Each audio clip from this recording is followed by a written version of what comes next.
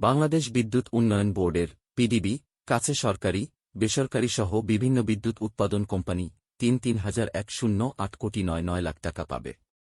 আজ মঙ্গলবার জাতীয় সংসদে বিদ্যুৎ, জ্বালানি ও খনিজ সম্পদ প্রতিমন্ত্রী নসরুল হামিদ এ তথ্য জানান।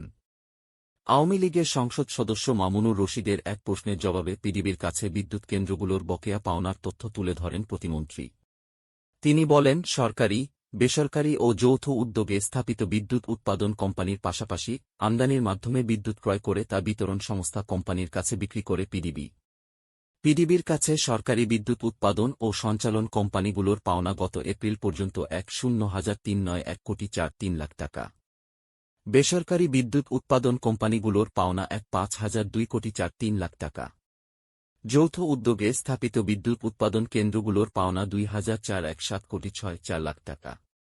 আদানিসহ ভারত থেকে বিদ্যুৎ আমদানি বাবদ পিডিবির কাছে বিভিন্ন কোম্পানির পাওনা ৫,২৯৭ কোটি ৪,৭ লাখ টাকা। প্রতিমন্ত্রী বলেন, বেসরকারি বিদ্যুৎ উৎপাদন কোম্পানিগুলোর দায় ব্যাংকের কাছে ১,৭৫৫৩ কোটি টাকা সরকার সম্প্রতি বন্ডের মাধ্যমে পরিশোধ করেছে।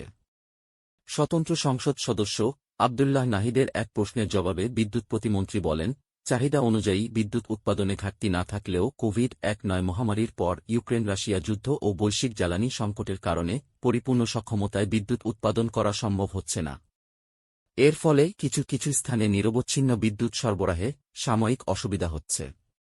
বিরোধী দলীয় চিফ হুইপ মুজিবুল হকের এক সম্পূরক প্রশ্নের জবাবে নসরুল হামিদ বলেন, বৃহত্তর ময়মনসিংহে বিদ্যুতের কিছু সমস্যা হচ্ছে।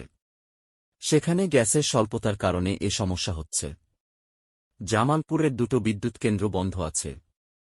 সংসদ সদস্য আহমদ হোসেনের এক প্রশ্নের জবাবে নসরুল হামিদ বলেন, গভীর সমুদ্রে খনিজ সম্পদ আহরণে ইতিমধ্যে টেন্ডার, দরপত্র আহ্বান করা হয়েছে।